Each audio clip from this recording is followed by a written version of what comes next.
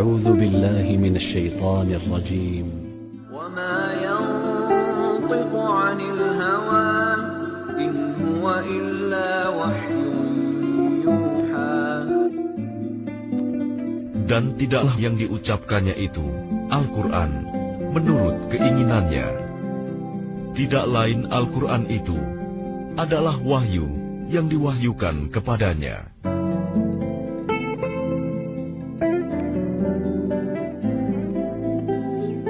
أعوذ بالله من الشيطان الرجيم إنا نحن نزلنا الذكر وإنا له لحافظون. Sesungguhnya kamilah yang menurunkan Al-Quran, dan pasti kami pula yang memeliharanya.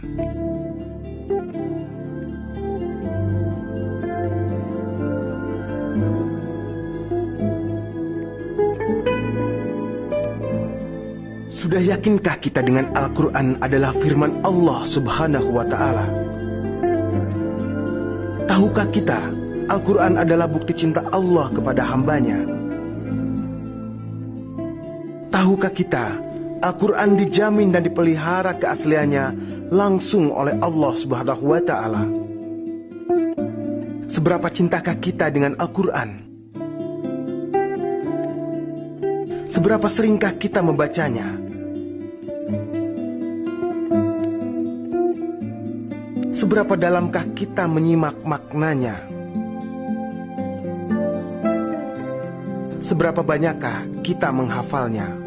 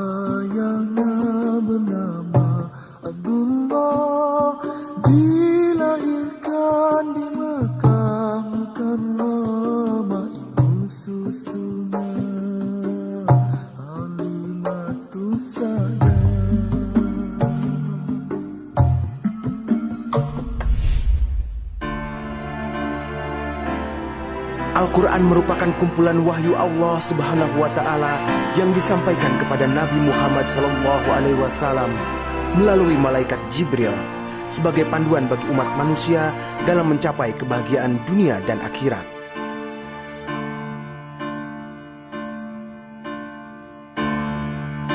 Surat Al-Alaq ayat 1 sampai dengan 5 adalah wahyu pertama yang diterima Muhammad di Gua Hiro saat beliau berusia 40 tahun dan menjadi pertanda kerasulan beliau. Nabi Muhammad adalah seorang ummi, tidak bisa membaca dan menulis, namun daya ingatnya sangatlah kuat sehingga wahyu dari Allah Subhanahu wa Ta'ala dihafalkan dan diresapkan dalam hatinya.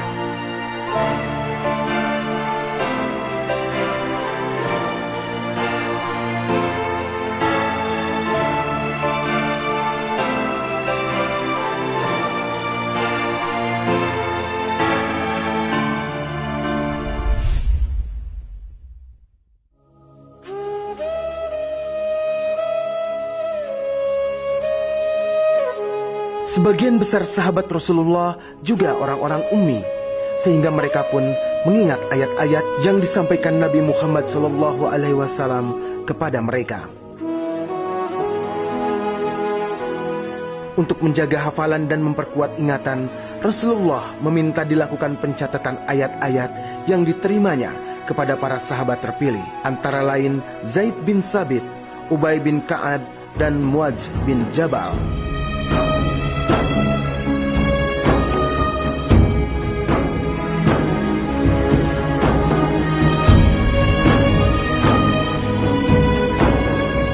Para sahabat terpilih menuliskannya secara tersebar pada berbagai media, antara lain lembaran pelepah kurma, kepingan batu, kulit, daun kayu, dan tulang.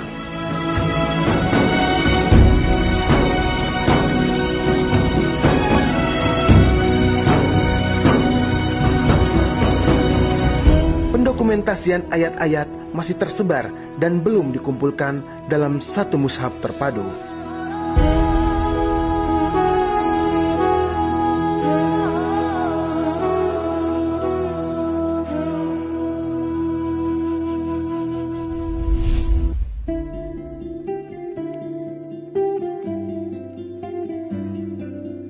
Muncul inisiatif pembukuan Al-Quran yang dicetuskan Umar bin Khattab radhiyallahu anhu. Disadari kekhawatiran hilangnya para penghafal Al-Quran akibat syahid di medan perang, Zaid bin Thabit ditugaskan mengumpulkan tulisan dan hafalan Al-Quran para sahabat yang menerimanya langsung dari Rasulullah Shallallahu Alaihi Wasallam.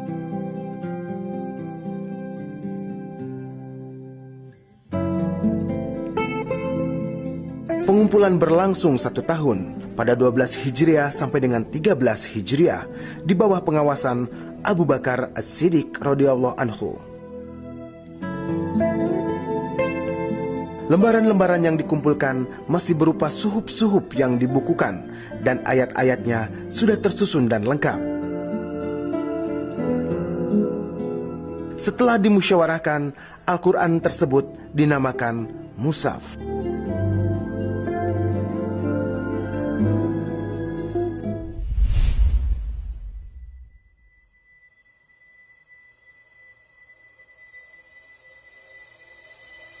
Merupakan periode pertama penulisan Al-Quran. Disusun untuk menghindari perpecahan sesama muslim akibat perbedaan logat membaca di setiap wilayah yang memiliki mushaf sendiri. Mushaf pada masa Abu Bakar yang ada pada Hafsah dipinjam untuk ditulis ulang. Penyusunnya adalah Zaid bin Thabit, Abdullah bin Zubair, Said ibnu Al-As, dan Abdurrahman ibnu Hisham. Pada tahun ke-24 Hijriah atau 650 Masehi, hasilnya dinamakan Mushaf Utsmani.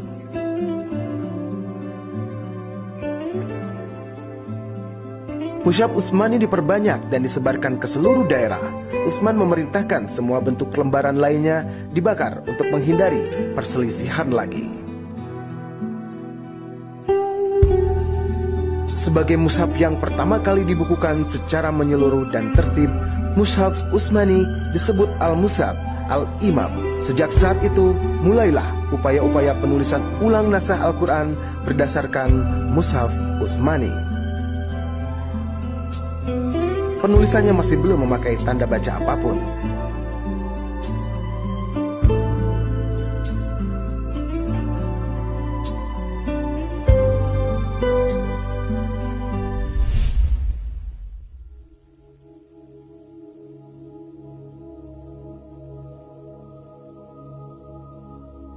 Untuk menghindari kesalahan baca, ayat-ayat Al-Quran diberi tanda baca i'rab, titik untuk membedakan huruf serta tanda baris, domah, fathah, kasrah, dan sukun, untuk memudahkan umat Islam membaca Al-Quran. Dipelopori oleh Abu Aswad ad-Dulai pada masa khilafah Muawiyah bin Abi Sufyan.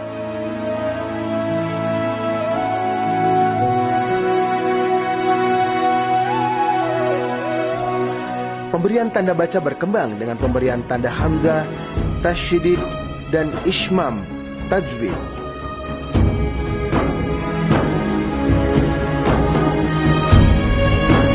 Pemberian tanda pada tulisan Al-Quran berupa lingkaran bulat sebagai pemisah ayat dan mencantumkan nomor ayat. Tanda-tanda wakaf, ibtida, tanda-tanda wakaf atau berhenti membaca, ibtida atau memulai membaca, menerangkan identitas surah di awal setiap surah yang terdiri atas nama, tempat turun, jumlah ayat, dan jumlah ain. Pemberian harokat.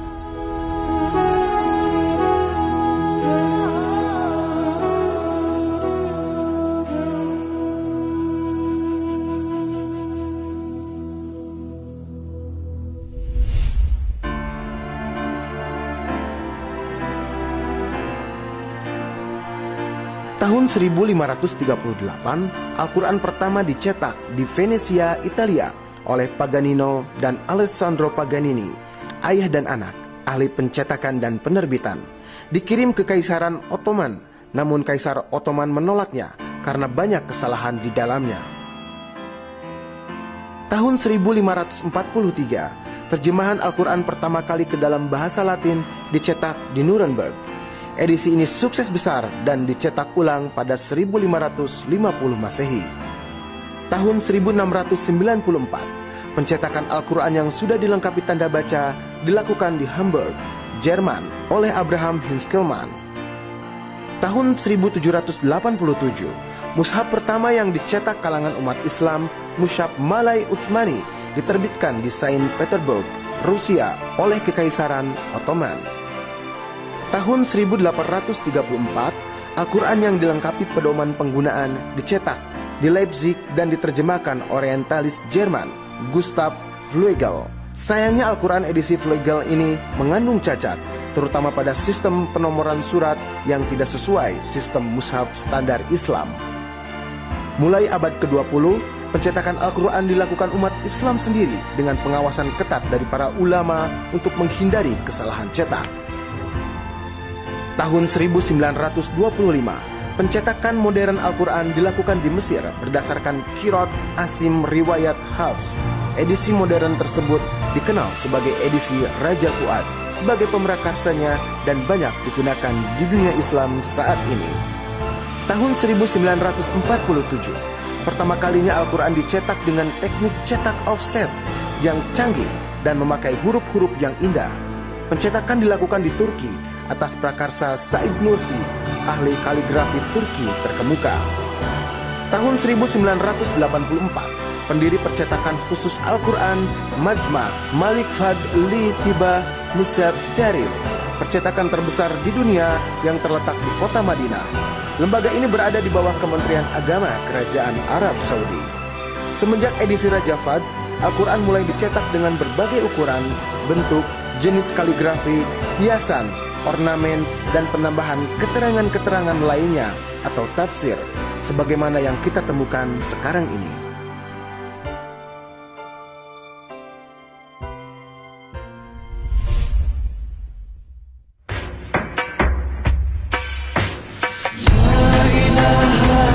Tahun 1930-an, cetakan pertama mushaf Al-Quran di Indonesia dilakukan oleh Abdullah bin Afif dari Cirebon, bersamaan dengan Sulaiman Mar'i yang berpusat di Singapura dan Penang, serta Salim bin Sa'ad, Nabhan, Surabaya. Indonesia pun memiliki mushaf standar yang digunakan sejak tahun 1983 yang terus direvisi, menyesuaikan dengan kebutuhan, seperti tahun 2002, 2004, 2008, dan 2011. Kebanyakan penerbit saat itu hingga awal 2000-an masih mencetak Al-Quran dengan model Bombay yang hurufnya tebal-tebal dan dimodifikasi agar sesuai mushaf standar. Al-Quran Bariyah model sudut atau mushaf standar yang ditulis ulang oleh kaligrafer Indonesia. Namun mushaf Quran Majid, di mana kebanyakan mushaf dari India menggunakan nama tersebut, atau Al-Quran Al-Karim, berbentuk bulat di dalam medalion, terletak di posisi tengah. Warna yang digunakan pun adalah warna-warna tegas seperti merah, kuning, biru, hijau, coklat, serta emas.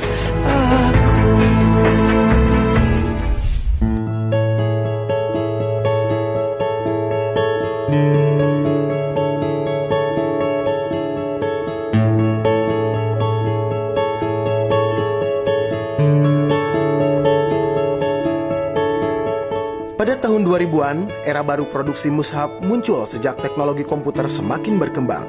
Para penerbit umumnya memodifikasi kaligrafi mushaf Madinah. Cover mushaf mengeksplorasi bentuk-bentuk dan komposisi baru, juga motif ragam hiasnya. Warna yang digunakan pun tidak kaku lagi, namun menggunakan warna-warna cerah dan dipertegas dengan lapisan plastik dan vernis yang semakin menambah mewah. Sebagian mushaf juga menggunakan warna tertentu, disesuaikan dengan sasaran yang dituju. Tipe Quran pun disesuaikan dengan pangsa pasar yang dituju. Sigma sebagai penerbit Quran juga melahirkan inovasi dalam setiap produk syamil Quran yang diterbitkan. Diterbitkan pula sebagai varian sesuai dengan kebutuhan masyarakat, mulai anak-anak hingga dewasa. Al-Quran pun tidak hanya dibaca, tapi bisa dibunyikan dengan adanya teknologi electronic pen atau e-pen. Syamil Quran terus mengembangkan varian produknya sesuai dengan kebutuhan masyarakat.